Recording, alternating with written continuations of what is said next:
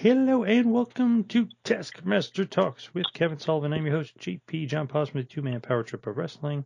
And of course, joining me as the star of the show, the former WCW and ECW World Tag Team Champion, one of the greatest minds and bookers ever in the history of the business, the man behind the 83 Weeks of Dominance and the NWO, the Games Master, the Taskmaster, the Devil himself, Mr. Kevin Sullivan. Kevin, how you doing today, sir?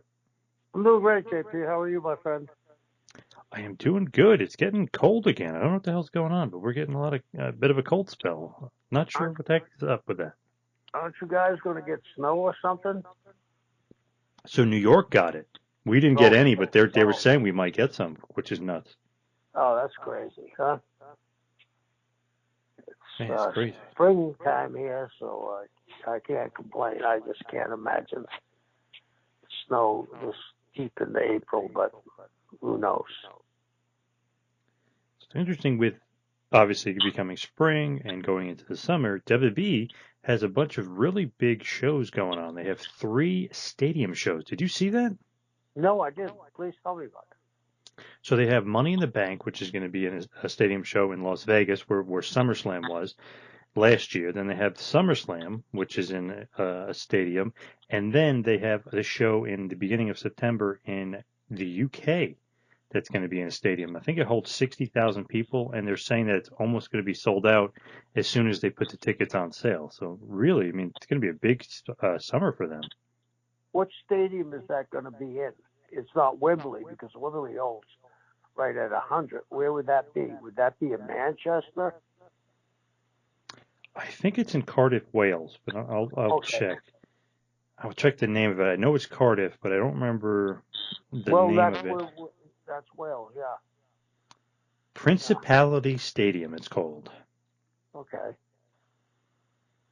I'm not big on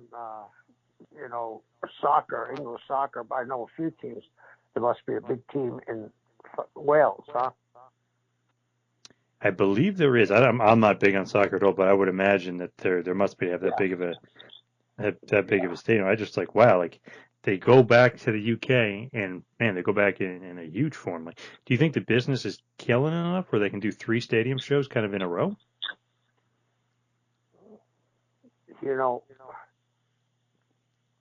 They did 2. Think about this. They did 2 nights with WrestleMania. And what do you think the actual seating capacity, that they had? What do you think the attendance was for the 2 nights?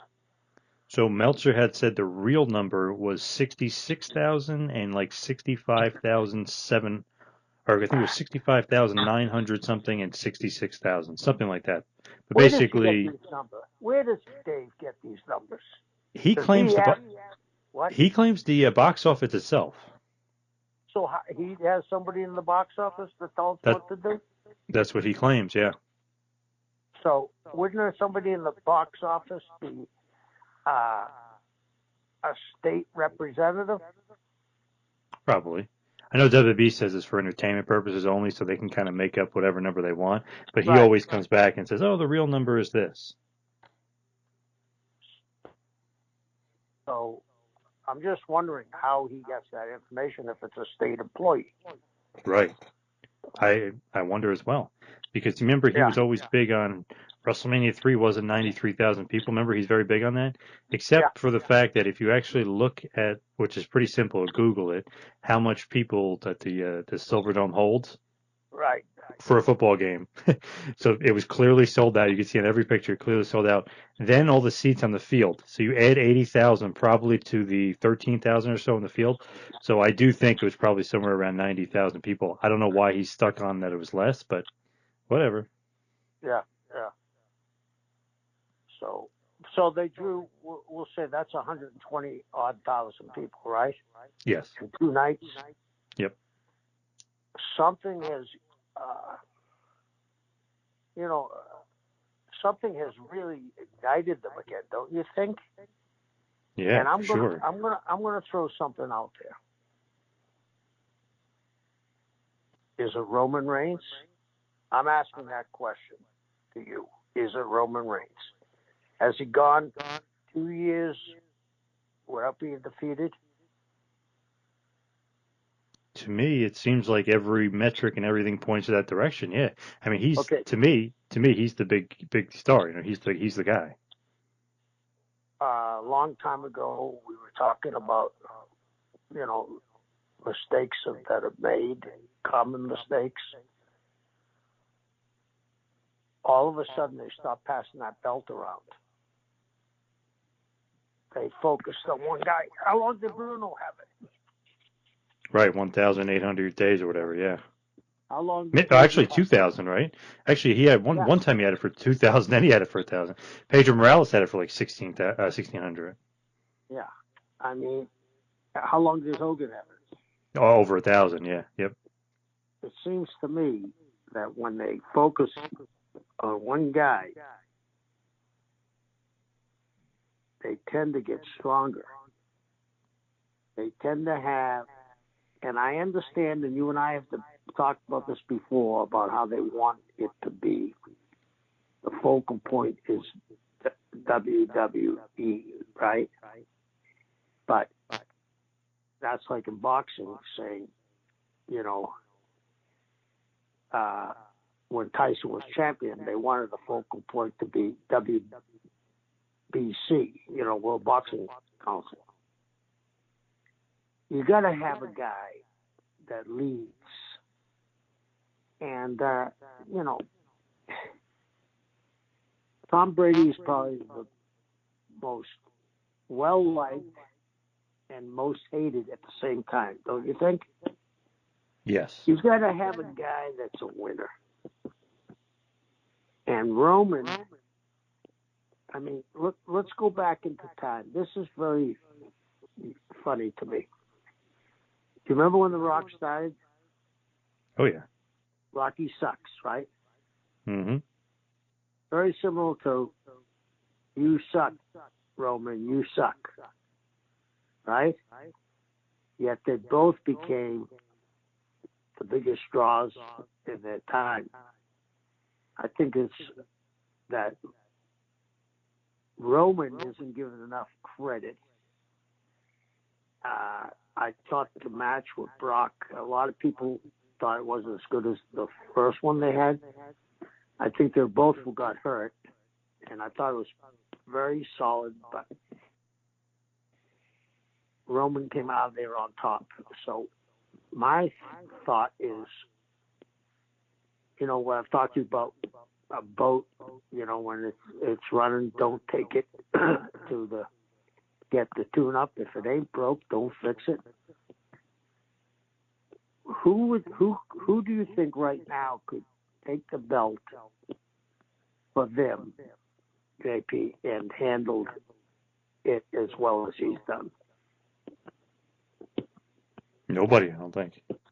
Yeah, I don't think so either. The only one that I see floating out there still, it could be Brock, but he separated himself from the pack, and they got something going with him. And if he goes and sells these 3 stadiums out or comes close, they got to look at him in a completely different light and be very careful what they do.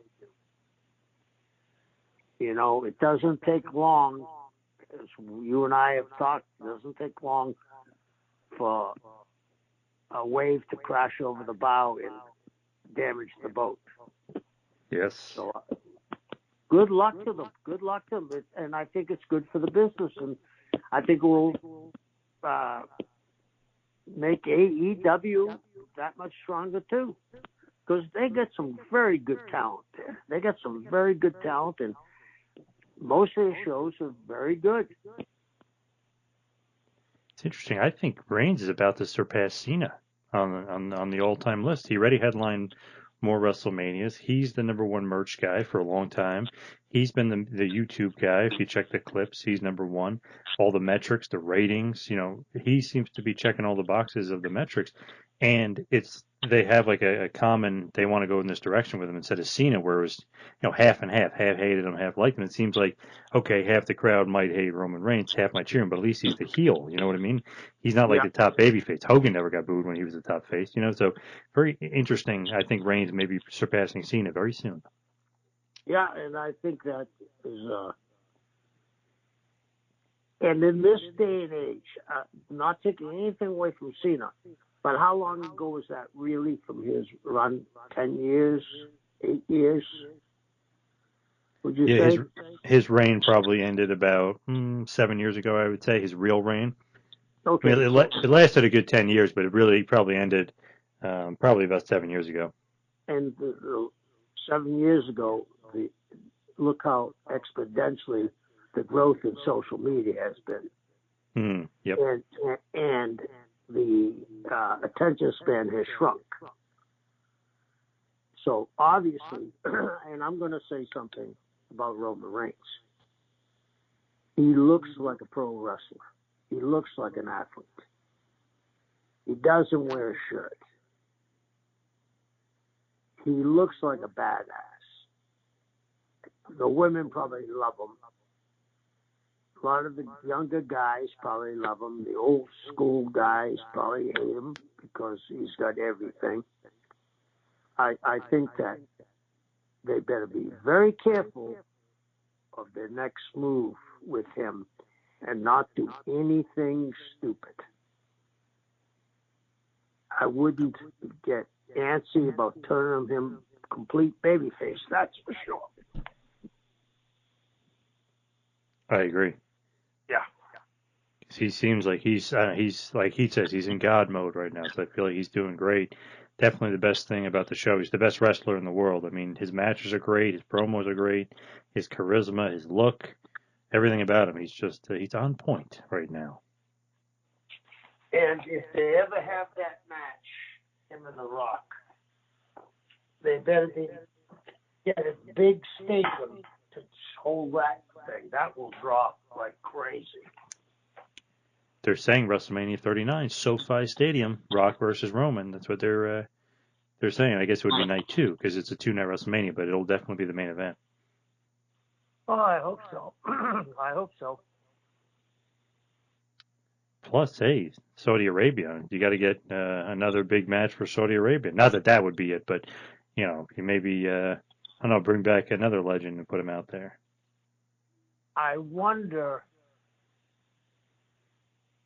would Rock go to Saudi Arabia? Doubtful. Seems like seems like he wouldn't. Yeah. But hey, but Goldberg has a few times, so you know what I mean? Like stranger things have happened. Yeah. But I don't think, no disrespect to Bill, that he's the movie star that Rock is. No, definitely not. So Rock may get some heat from the movie industry if he went to Saudi Arabia. Yeah, I know Cena they were saying was going to get tremendous heat, so he decided not to go one of those times he was supposed to be there. Right. Well, he had to apologize to China, right? Oh, that was bad, yeah. Yep. Just for saying Taiwan was a country. Yep. Yeah. Great. And he got a lot of heat, a ton of heat for that. Yeah. On both sides. Even after he apologized, he got a ton of heat from the other side. Yeah, yep. Right. Yeah, you know, it was somebody didn't give him the right lines to say, and I don't think it was his fault. That should have been really looked at. Do you know what I'm saying? Oh, yeah. Yep. Yeah. I mean, that really should have been looked at because somebody should have caught that. And no disrespect to John, but he probably doesn't. I'm sure he's a very, very smart guy.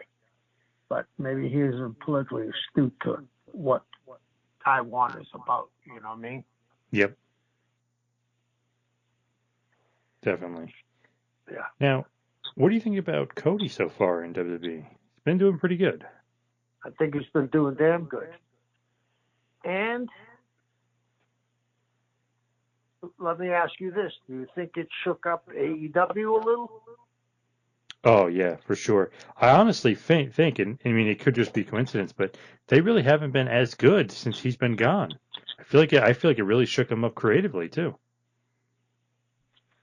Yeah, I mean, they did some controversial things on a Friday night, right? I don't think they would have done that if Cody was there.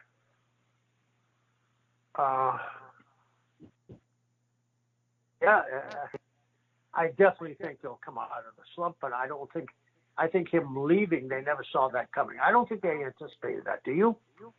No, not at all. No. Not at all.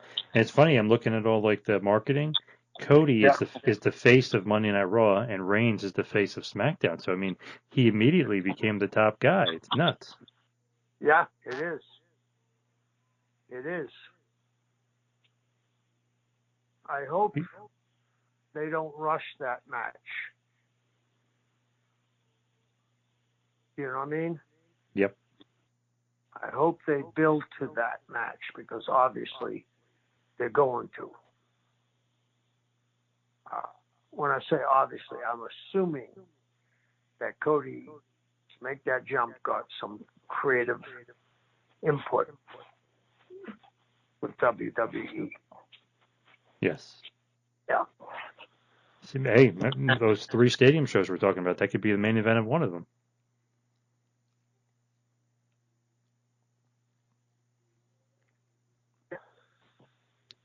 Right, might as well put that as the main event of one of them. Say that again. I'm sorry, you broke up.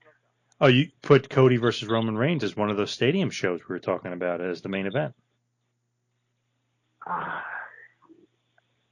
don't think you need to do that. I think Roman's hot enough. What I'm saying is it'd be nice if you built for a year and really took your time. I mean, why don't you, get as much mileage on Roman and Cody as you can. Put them on cards back to back. Cody goes on right before Roman. Build the anticipation because anticipation to me is greater than reality. The old Peggy Lee song, is that all there is after you see it? You know what I mean? Only 3 things have ever lived up to my expectations. The Mona Lisa, the Grand Canyon, and Pompeii. Every other thing, as great as they are, you go, oh. So I think that if they don't rush it, I think that this could go on be a huge feud for at least 2 years and really milk it. Because obviously they got a lot out of Brock and Roman. Yeah, months and months of a feud. Yeah. And you probably could go to the stadium shows with that and different stipulations and squeeze the last of that as you can. Hey, I would like it. I wouldn't mind it at all. Yeah. So, as far as guys jumping back and forth and different things like that, there's a guy that did that many years ago, the Monday Night Wars with WWF and WCW, and he's the topic for today, Double J Jeff Jarrett. When did you first meet or encounter Jeff Jarrett? I think I'm almost sure.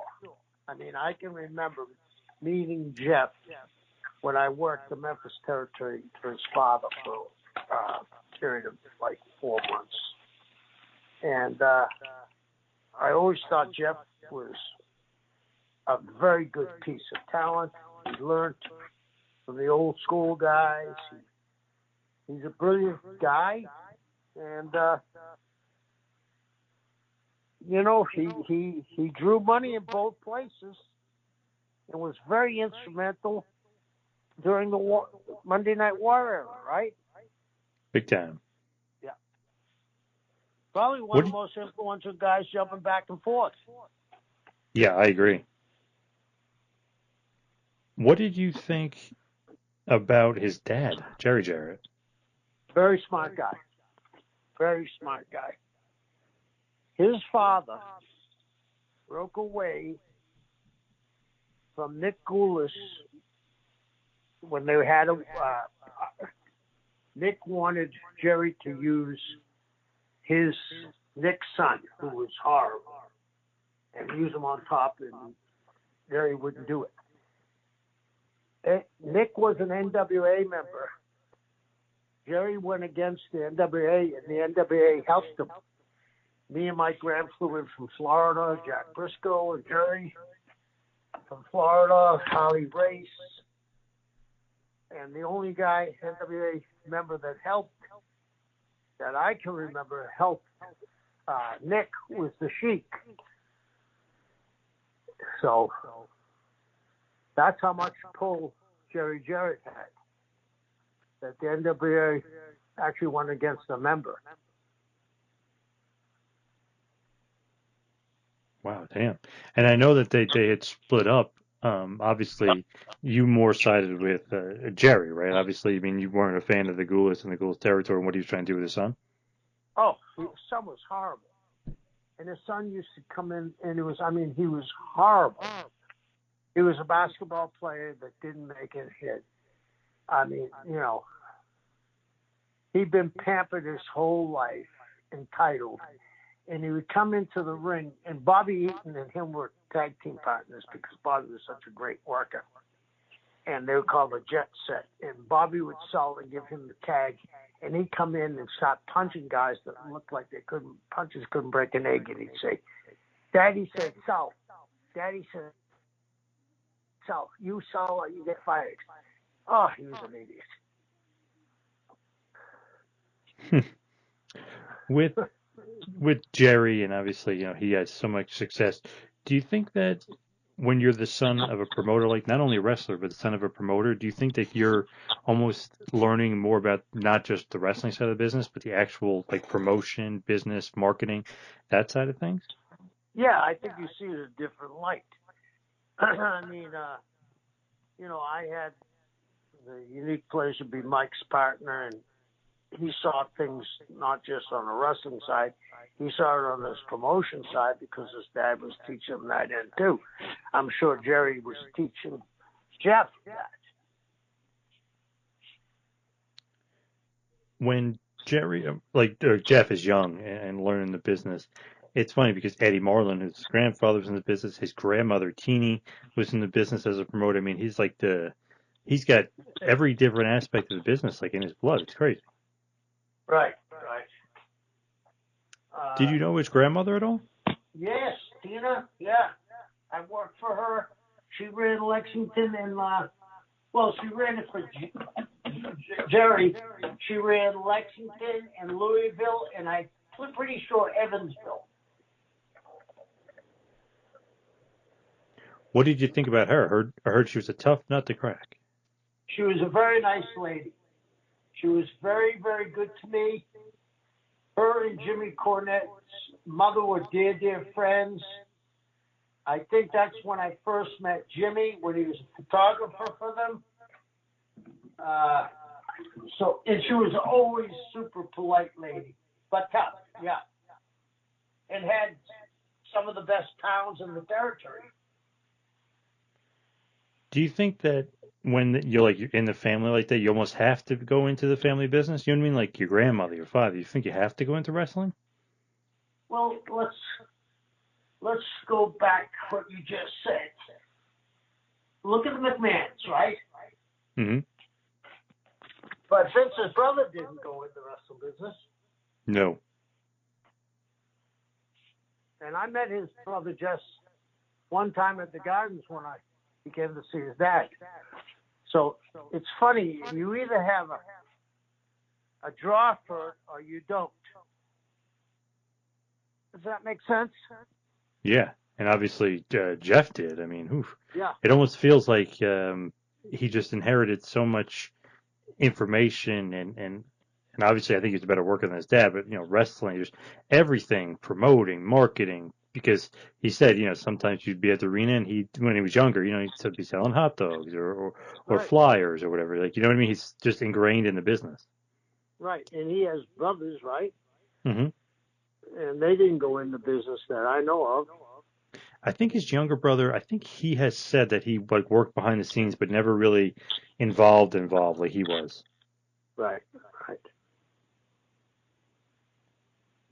But I think he did. I think he was a contractor because I remember Jerry ended up getting into that line of owning houses and stuff and real estate. And I think his brother got into the contractor and building. Yep. because J.J. worked for Jerry when they were building houses. Oh, look at that. Yeah. Interesting. Yeah. Imagine that. You're going to buy a house and you want to see the builder, and it's Jerry Jarrett and J.J. Dillon. That's pretty crazy. Yeah. With Jerry, and obviously, working for him and stuff, how was he as a promoter, just like payoffs, working for him? How was he to work for? He absolutely knew his territory. And he had no other TV coming in against him, which was huge. And if you were in the spot that you got money from, you got paid. The thing that I didn't like about the territory, some of the trips were brutal. And other than that, it was a great place for young guys to learn. And if you were a heel, you knew you were going to get a run with Lawler. So you're going to make some money for the time you work with Lawler, and then they put you in a tag match when your run was through with Lawler, and you work against Dundee and maybe Eddie Marlin. So, yeah, it was I enjoyed being there for my time that I was there. What do you think about him and Jerry Lawler's idea of kind of splitting the baby in half as far as booking? Like one would book 6 months with the other. You like that idea? It keeps it fresh, but if a guy's got a hot hand, I don't see why he gives it up right away. I think it should be one of those things where you both decide, well, it's time for you to take it because I'm burnt out, not when you're drawing like crazy. Do you know what I mean? Let it run its course because it's going to get stale after a while. So when Jeff obviously comes along, he's working in Memphis for his father, USWA, and a little bit of the world class stuff was going on as well. He's involved with that. He goes to WWF first. When did you kind of have your eye set on bringing him into WCW? That was actually an Eric call. I thought that he'd be in the WWE forever when he went. Because at one time that I had heard rumors that if Vince had ever gotten convicted on the steroid scandal, that Jerry Jarrett was going to take over for Vince. Right, yes. So I was figuring Jeff would be there forever.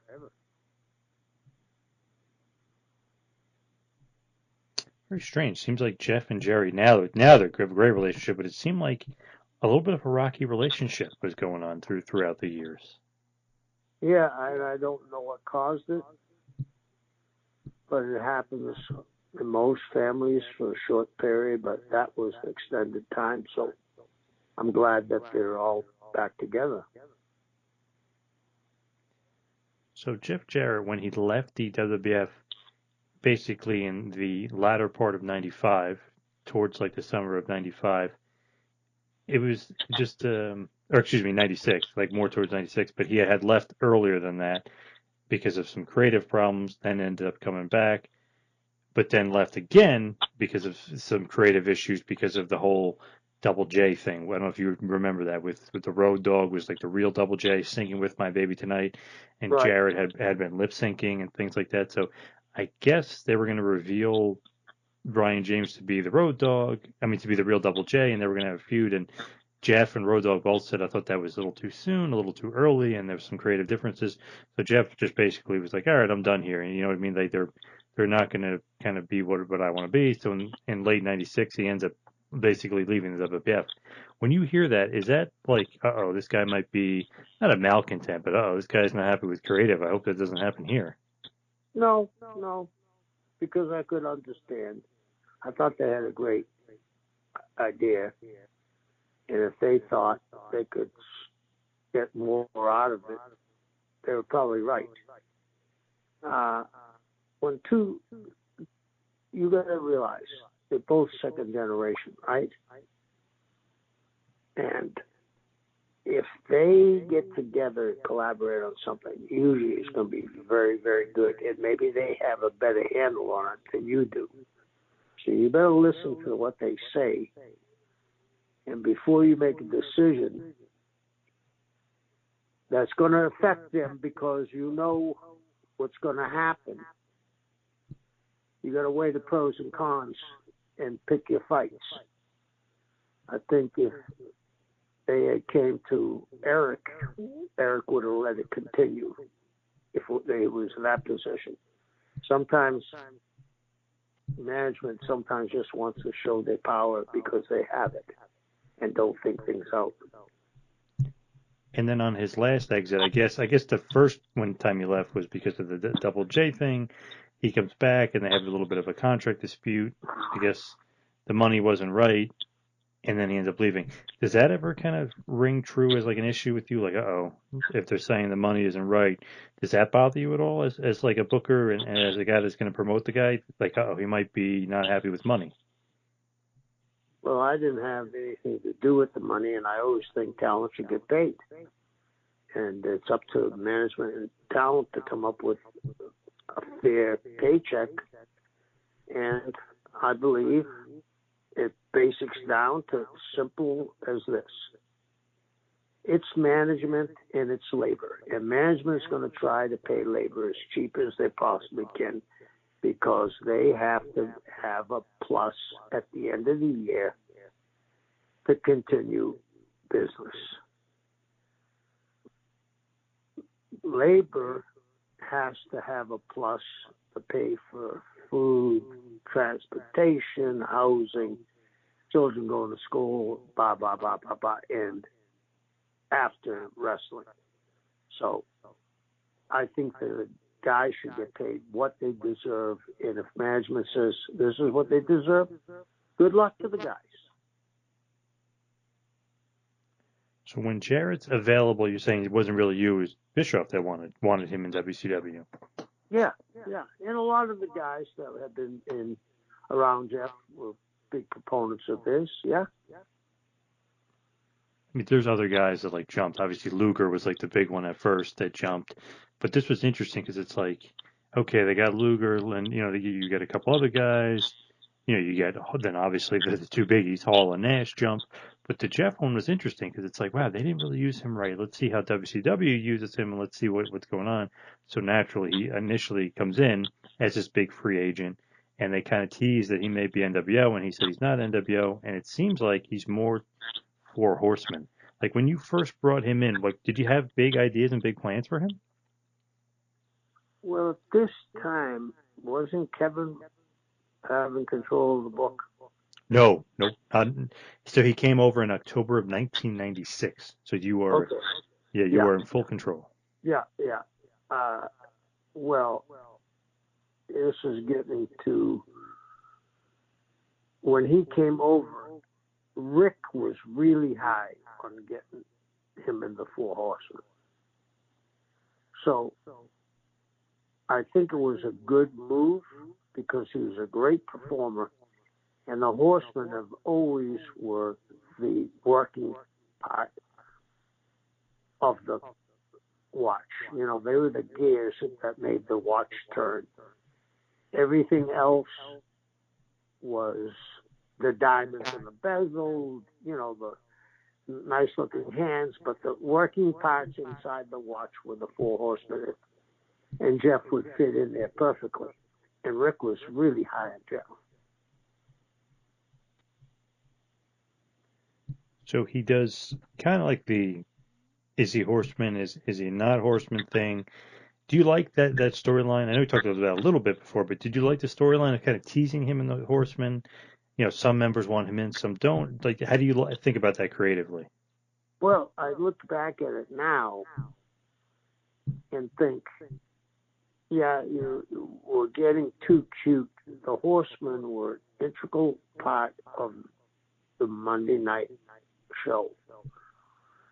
Why would they disagree? You know, it was like the Musketeers, all for one and one for all, right? You look back and you say, oh, that was a mistake. To me, if there's disagreement between the horsemen, it starts to weaken the horsemen within, right? Mm-hmm. You could do it for a short period, then there has to be, and I'm talking a very short period, there has to be a reckoning where they have a vote on it. Well, maybe I would vote the other way, but if you guys believe it is that strong, I'm going to vote for it to solidify it. I look back and say mistakes were made, and I'll be the first one to say I probably made a mistake. Weakening the horsemen was not a good thing, especially at this time, because the NWO being so strong.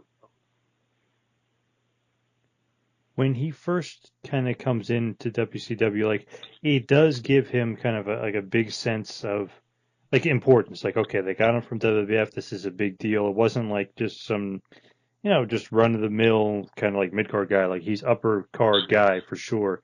And when you bring him in, they even do a little tease where Sting is kind of teasing he's NWO, and Jarrett kind of says his allegiances are with WCW. Like, what about you, Sting? And he kind of takes a shot at Sting during a promo, and then Sting ends up beating him up at one point, which kind of teases Sting being NWO. But I just thought that was good for Jarrett. Like, Sting is the biggest babyface. Having some interaction, even though he got beat up, like, having some interaction with the top star doesn't hurt. Yeah, absolutely. You see it the way it should be perceived. He's coming out and questioning the guy's loyalty, and even if he gets jumped and beat up, he's in the mix right away. Yeah, absolutely. His first match was against Hugh Morris on 10/7/96 on Nitro. He beat Hugh Morris there. So interesting. A lot of guys getting their first match on Nitro against Hugh Morris. Is that on purpose? Yeah, because he was a great performer. Great performer. His first. Go ahead. Oh, I'm sorry. No, I'm sorry. I was going to say there wouldn't be any mistake with Hugh. Do you know what I mean? Mm-hmm. And your first impression, you only get one chance to make a first impression. So that's why Hugh was put out there in a lot of situations like that. And it actually seems like, you're beating somebody, not like some no-name guy. Like, you're beating the veteran. Everybody knows who Hugh Morris was. Right. It's sort of like what they do with Dolph Ziggler, right? A lot of times, yeah. Yeah. His first big pay-per-view match was at Havoc 96, MGM Grand, of course, Las Vegas. He loses to the Giant by DQ. Match goes about 10 minutes. Pretty good, but obviously he was like the fill-in for Ric Flair, who was supposed to be in that match. Yeah, but again, it didn't hurt him being against the Giant in his first pay-per-view. And I can't remember the exact finish, but it was a DQ, so he didn't get hurt, and it kind of raised his stature. And he filled in for Rick. Yep. And it kind of started a little mini feud with the Giant, too, which is great because he was NWO at that point. Right, and it's following the Horsemen, NWO storyline by accident. And the Giant kind of stole the U.S. title. Jarrett's trying to get it back. Yeah.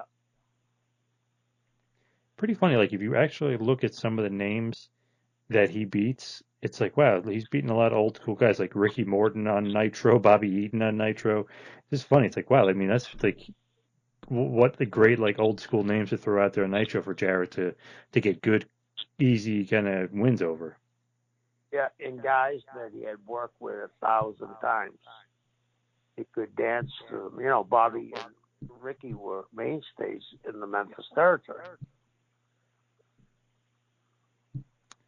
Do you think because he came from WWF, he had like a lot of equity, just as far as like being like a hey WWF guy?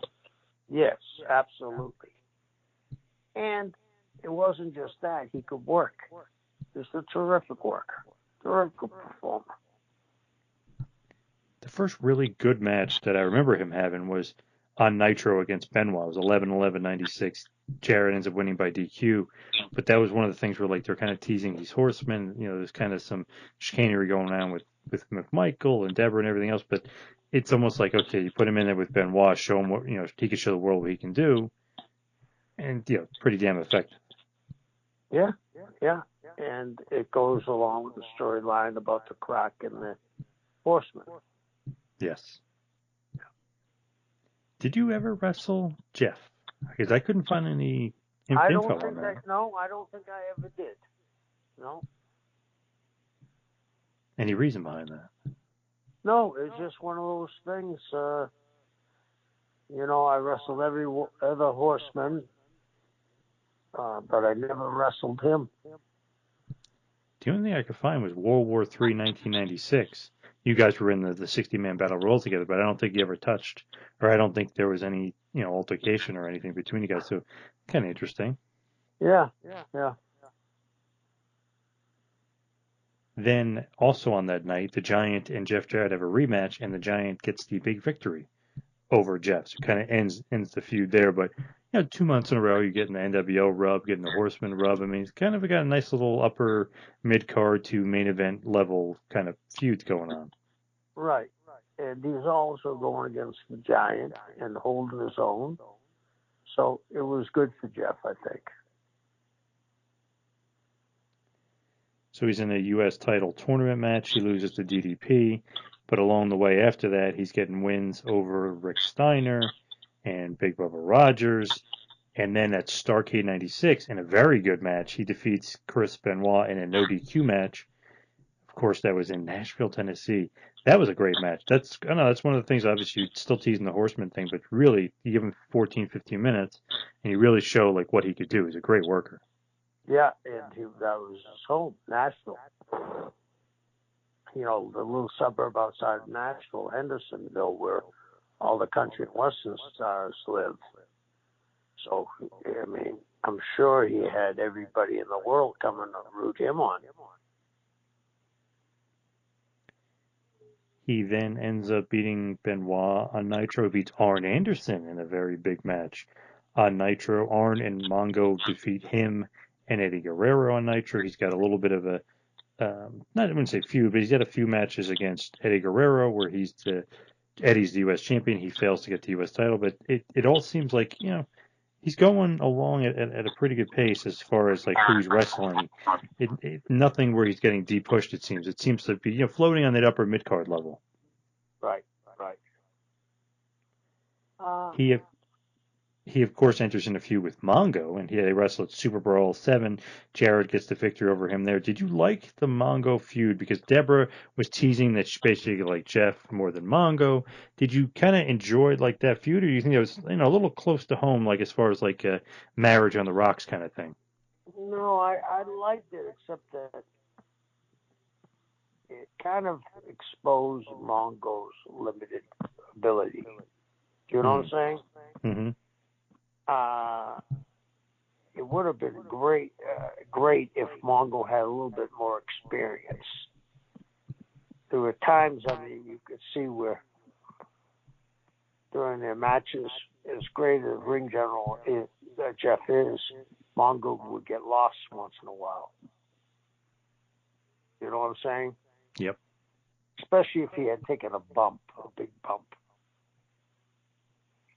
He's one of those guys where he wasn't that great in the ring. I mean, obviously, but he had so much charisma, and He was always so over, and he had so much credibility from being an NFL player and being on the 85 Bears. Forget about it. I mean, that's credibility through the roof. That It almost didn't matter, but it almost felt like sometimes clunky. Yeah, I mean, you said the 85 Bears. Maybe they're the greatest team of all times, right? I mean, we talk about the undefeated Dolphins and undefeated Patriots, but maybe the 85 Bears were the greatest team of all times. And Mongo credibility really helped the Horsemen too, because they were always talk about, athletes outside of wrestling. And Mongo, it would have been great if Mongo had gotten 6 months of training before he came in. Did Jeff, you think, like working with Mongo? Yeah, they got along well. Because, he goes to WWF, and when he's cutting shoot promos, he jokes around hey, they had me, teaming up and wrestling with a football player and kind of taking little shots, but in character, of course. But it just seemed like he always maybe felt like, this is like what the fans are thinking too. Like, it's a little, not as smooth as it could be, I guess you could say. Yeah, I'm sure that those lines were given to him to say too. You know what I mean? Mm-hmm. Because you got to realize we're in the middle of war. They knew they had screwed up with the Hulkster and Scheming Gene and that, but that didn't stop them from shooting across the bow like we did too. Yeah, but some of them turned into huge mistakes. You remember? You don't have to turn into Raw tonight because Cactus Jack wins the world title. That's going to put a lot of asses in seats. Yeah. Yep. I knew that was a mistake when they said it. So him and Jarrett Mongo, they lose to Public Enemy at Spring Stampede 97. They lose to Harlem Heat on Nitro, but then they start to get their act together. They beat Harlem Heat on Nitro on 4/14/97. And then Jarrett basically, kind of keeps on rolling quite a bit. Has a very good match at Slamboree 97 where he loses to Dean Malenko. Malenko, of course, defended the U.S. title successfully. Jarrett and Mongo lose to the Steiner brothers on Nitro. Then they lose to Harlem Heat again on Nitro in a rematch. Seemed like a best of three there. Harlem Heat won 2 out of 3. Jarrett and Flair were teaming up on some of the house shows against Harlem Heat. I mean, that must have been a joy working with Flair, huh? He must have loved that. Yeah. Who wouldn't, right? And they had great matches. They had great matches. Then on the very big 6/9/1997 Monday Nitro from the Fleet Center in Boston, Mass, Jeff Jarrett defeats Malenko in about 11 minutes to win the U.S. title. Very good match there. What do you think, giving him the U.S. title? Like, was that just a part of the plan? Okay, we're going to give him a bit of a push now? Yeah. He deserved it. He had some great matches, and he filled in with everybody. He floated along very well. So I know we've kind of talked about this before, but do you consider Jeff Jarrett a member of the Four Horsemen? He would have been if we solidified it the way we should have. But in my head, Jeff needed to be by himself. He didn't need to be the Horseman. You know what I mean? It just, in my visual, it didn't look the way the Horseman should look to me. That's no knock on Jeff. I just think there's a certain qualities that the Horsemen have that you either have it or you don't. The character either has it or it doesn't. And I think Jeff being not in that mold was better by being by himself or with the NWO. Now, Flair and Orange said he's not a Horseman. Right. Got to go with them, right? Yeah. So better it's horse. kind of what I say too. There's something about the Horseman. You see it, you say that doesn't fit. You know what I mean? Yep. Yeah. Who was a better Four Horseman, Jeff Jarrett or Paul Roma? I guess Jeff. Oh, nice. Okay. But I think, Ole, Tully, and Rick were the best.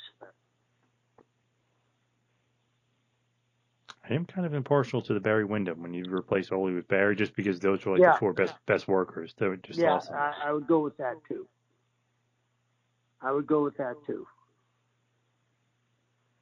So he's kind of on the fringe. Obviously, you're saying a good storyline device to kind of keep the Horsemen relevant and keep them going while there's a lot of big stuff going on with the NWO. So they're kind of teasing Jarrett in and out of the Horsemen. He's officially kicked out of the group, and he starts feuding with Steve Mongo McMichael. And obviously, like we mentioned, Deborah is involved, but Deborah kind of likes Jeff more than Mongo. It's interesting, and Jeff would end up defeating Mongo at Bash of the Beach 1997 to retain the title. And then even he beat Rick on a couple house shows, which is interesting. I didn't know. So, giving him a little bit of a run here with the title. Right. And I think that was Rick's call too. Call Rick in and ask him what he wants to do. And he said, let's get him over. So Rick was a big Jarrett fan too. So he holds the first time around the U.S. title for basically 2 months, and then Clash of Champions 35. He ends up losing it to Mongo. You think that hurts his stock at all? Just losing to Mongo there? Yes, but Mongo had just re-signed, and he needed something. You know what I mean? This is something you got to take into consideration. Do you know what I mean? Mm-hmm. You got the North Tower looking over you. He just resigns. You're going to beat him after here's people that don't understand wrestling. They're going to come back to you and say, how was he beat? We just signed him and never 2 or 3 year deal. You got to be, you know what I mean? You're walking a tightrope. Definitely. Yeah.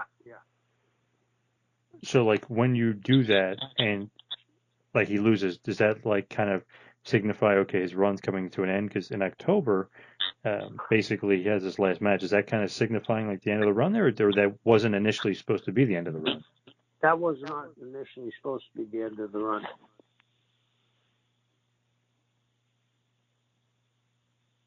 So, do you think he was unhappy creatively, or do you think that maybe WWF just gave him a better deal this time? Like, because basically October of '97 he heads back.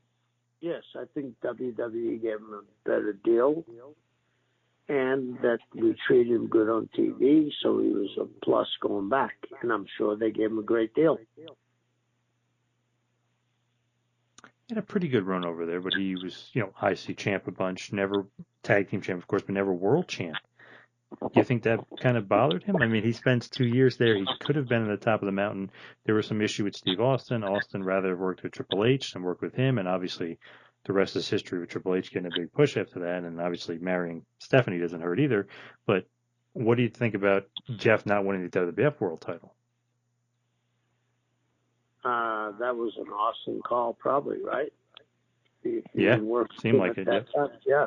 So there was something there between them somewhere down the line. Remember, Austin worked Memphis, and he starved to death. Yeah, yep. He was eating potatoes.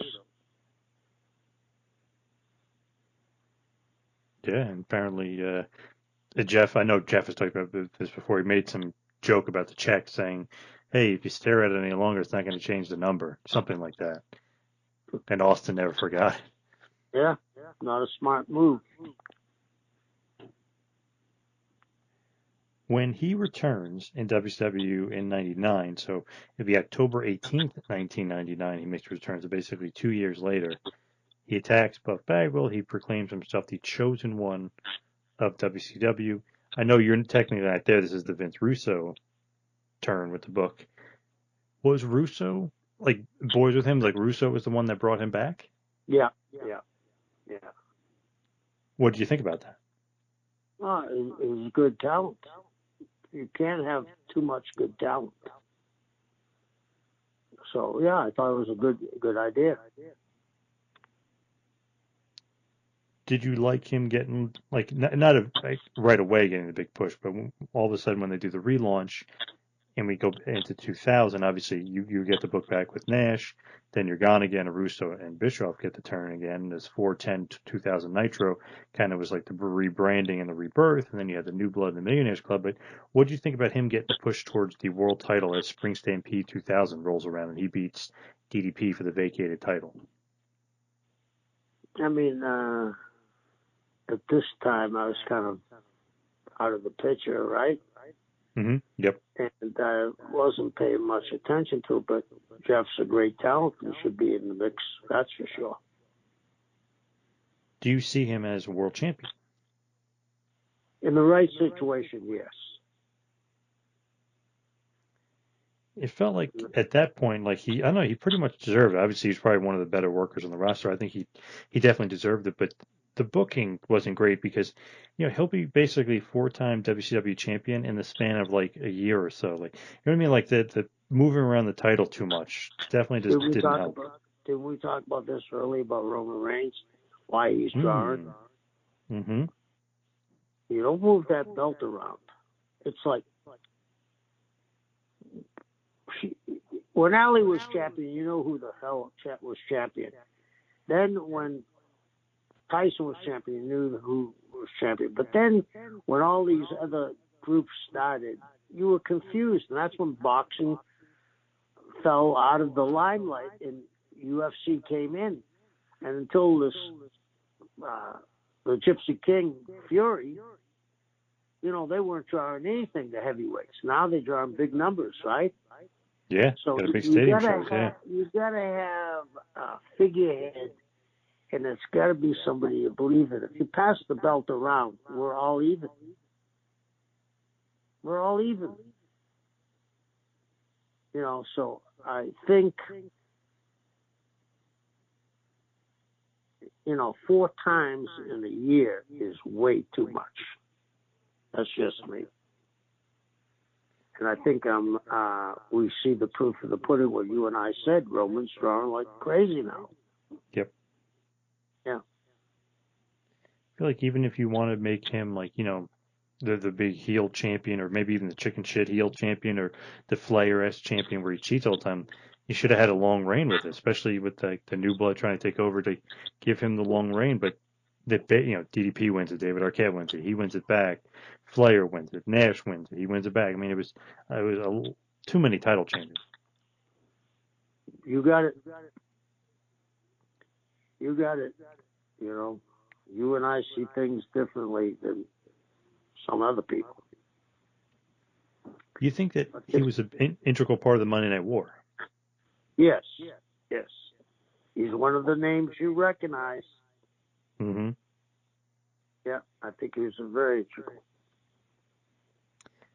Booking him wise, was it easy? Did he ever give you a problem? Did he ever? No, never a problem. Easy. So obviously, WCW closes. They don't bring him because there's a little bit of controversy. I know we've talked about this before on the show, but a little bit of controversy with the money owed to him from McMahon and Jim Ross and the controversy there. So McMahon publicly fires him on the last Nitro, and it wasn't a storyline. He kind of really was like, "You're gone, double G, double O, double N, double E, you're gone." And then he has basically nowhere to go. He starts up TNA and becomes ultra successful there. Were you ever like just surprised to see like, wow, he started his own company? Not that he's NWA world champion and he's doing great in the ring, but I mean, just as like a promoter and an entrepreneur, it's like, wow, this guy started up his own company. No, I wasn't surprised at all because his dad was behind it too. It was out of Nashville. That was a great idea.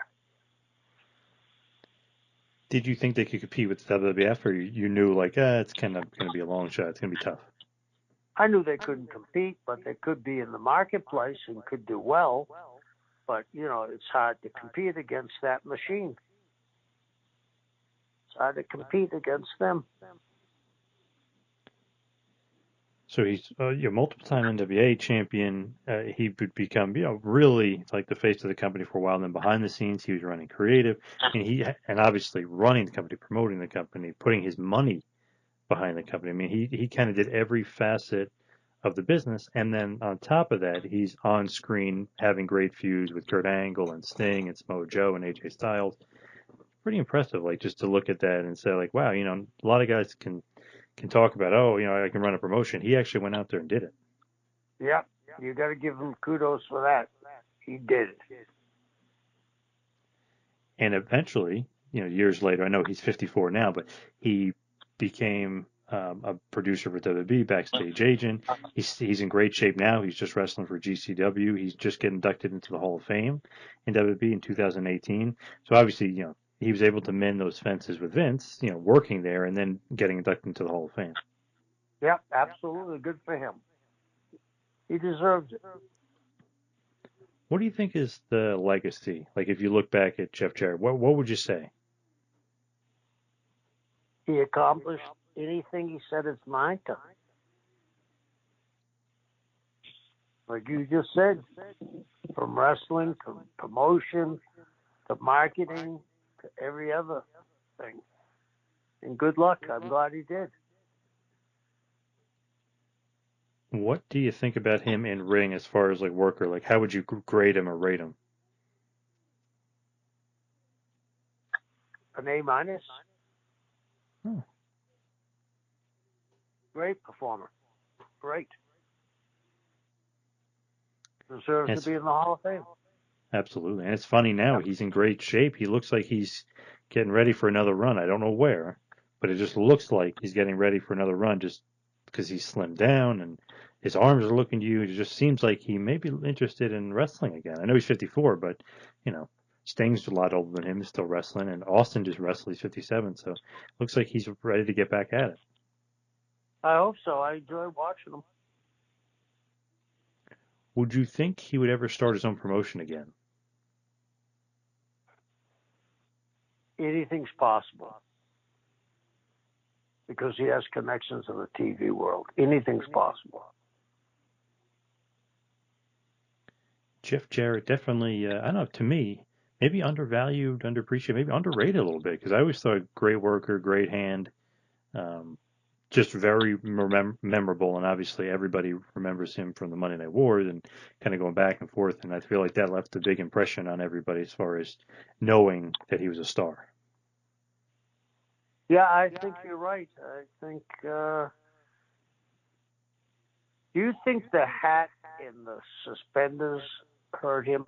Like I believe that Kurt Hennig's outfit hurt him.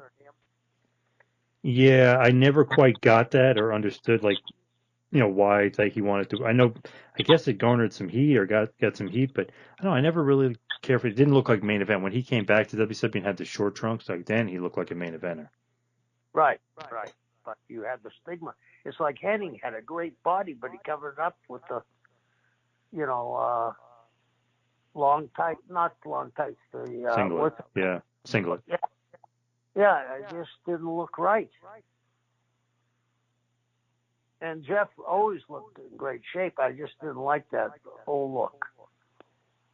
Almost looked like a male stripper, like that outfit. I never thought about that, but you're right. You hit it right on the head. It's a weird look, yeah.